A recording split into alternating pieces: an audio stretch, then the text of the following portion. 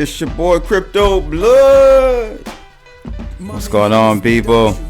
Welcome to another episode of Mine 2 Satoshis.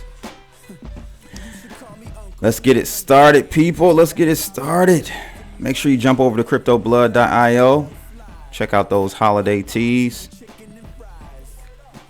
Only got about a decent amount, about 50% of stock left. But get them in. If you guys were looking to buy some, make sure you get your orders in by next week, next Sunday, safely. Maybe even a little bit earlier than that, so that I can get those out to you by Christmas. All right, cryptoblood.io, $16.50. Check it out. So today's crypto, December 3rd, from Marco's Crypto Christmas Countdown for 2017. And before I even tell you guys what that is, if you're new to Crypto Blood, Mark S. from the Webbot Chatroom has put together his top 31 cryptos from all of the bare naked wealth reports that Clif has put out this year. So he picked his top 31, and we are now on day 3, people. So today's crypto, number 29, is Infinity. Infinity ticker symbol, token symbol EPY, and current price is around 13 cents, just shy of 13 cents. Mark's cost was almost 8 cents, and he is up 63%. So Infinity basically is a decentralized blockchain lodging system or ecosystem. Their whole claim to fame is you don't have to be rich to travel well. So it's almost like Airbnb, only the B stands for blockchain. And just to give you guys a little bit more about Infinity, as I stated, it's a decentralized ecosystem where landlords and tenants meet to conclude short-term real estate rental contracts. Their vision is to use the Infinity ecosystem to capitalize on the millennials' need for travel. It says here that 44% of millennials would spend free money on travel. And they're currently traded on Ether Delta, but it's kind of a thinly traded market right now. So just be careful, tread lightly. Know what you're doing out there, people.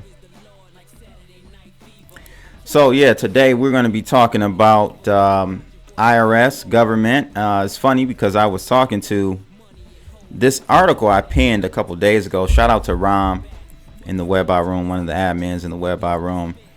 I saw him post that and I pinned it. But then yesterday I was talking to Nick from Truth Blitz on the phone, and we were talking about like Coinbase, the whole tax situation, how that's going down. And I was kind of giving him my candid thoughts about that, my off the record thoughts. And ironically enough, we get off the phone and Jeff Burek puts out a video. He uploaded a new video talking about the IRS. And in his video, he had a video that illustrated the size of the U.S. population, the working class versus the IRS. And it was amazing. It was amazing. And today's discussion, I'm going to read this article, but today's discussion will be around the government's efforts to tax us in cryptocurrencies. I want to get your feedback on it. I personally think that I just don't see how they can do it without someone voluntarily saying, hey, I have this, these are my holdings, this is what I traded, this is the, so on and so forth. So we'll discuss that. Want to just shout out Eric TC talented brother in the Webbot chat room.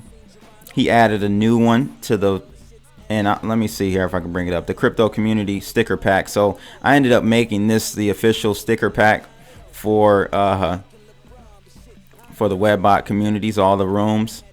So you'll be able to easily find this sticker pack. But it's got like the Three Amigos, it's got it's got Clif, of course. We got Mr. Riff Raff himself, Jay Snip. We got Bix. We even have we've got Reggie Middleton from Very. This one says very nice. CB, we got me, and the newest one is my man Silvertooth with the Hodl Sucker. Love it, man. I love it. Eric TC, shout out to you, brother. Thank you for putting that together. Let's go ahead and get right into this article. It's a very interesting article, and it kind of flew under the radar. And I just wanted to let you guys know about it. So the article's title is U.S. Senate Bill S-1241 to criminalize concealed ownership of Bitcoin. So it's funny that in this hearing, they never once mentioned cryptocurrencies directly. They kind of said digital currencies, but they never said cryptocurrencies, Bitcoin, none of the buzzwords that would definitely trigger a headline. It was kind of like a covert way of kind of changing this bill here, making an amendment to this bill. So let's take a read on this one here. So it says here that on November 28th, 2017, the U.S. Senate Committee of the Judiciary held a hearing regarding Bill S-1241, modernizing AML laws to combat money laundering and terrorist financing. Despite little attention being given to digital currencies during the hearing, Bill S-1241 itself would amend the definition of financial institution in the United States Code to include digital currencies and digital exchanges. This could have alarming consequences for users of cryptocurrencies, both in the U.S. and abroad. The bill S-1241 would amend the definition of financial institutions in Section 5312A of Title 31 United States Code to include an issuer, redeemer, or cashier of prepaid access devices, digital currency, or any digital exchanger or tumbler of digital currency. Currently, the definition of financial institution includes banks, trust companies, credit unions, currency exchanges, etc. Interesting. Further on down the article, it says here the U.S. Senate is proposing a bill to make criminals out of anyone intentionally concealing ownership or control of a digital currency or digital exchange account. What's more, according to the hearing's prolonged discussion of U.S. law enforcement's handling of foreign banks and financial institutions, this bill is certain to have far-reaching effects on not only U.S. citizens, but the global community as a whole. That's right, because, of course, we all know that the U.S., we think we're just the police of the world, right? It's our duty to just go around the world and strong arm people, get in other people's business, other countries' business. It's just insane, man. I think as citizens of the United States, I think we in particular have a very jaded view of our own government and the dealings and business and corruption that they've done and continue to do around the world. Maybe not our community, because we're more awakened to what's going on out here, but majority of the United States, the majority of the citizens in the United States just don't get it. You know, they're watching MSM. You know, they're listening to everything, all that programming. They're listening to that, and we can do no wrong. So cryptocurrencies, in my opinion, will help liberate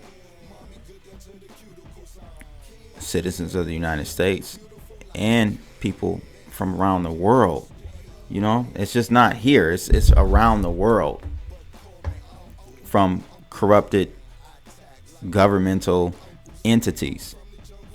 And so I'm excited. That's what we should really be excited about when it comes to these cryptocurrencies. You know, it's not just holding or hodling currencies to make money and become richer than we are already. It ain't about that. It's more about how this technology has the ability to really free us if we don't succumb to these laws that they're trying to enforce on us, and we really don't have to. And then, like I said, the video that Jeff Burek put out regarding IRS, he, you know, and I tweeted his video out. I said, man, thanks for saying what many of us in the community are scared to say.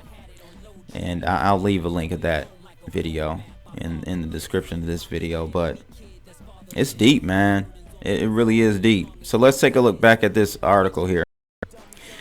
Interestingly enough, Catherine Rodriguez, a Coinbase board of directors member, made absolutely no mention of digital currencies or digital exchanges in her testimony, nor was she asked any question pertaining to these topics.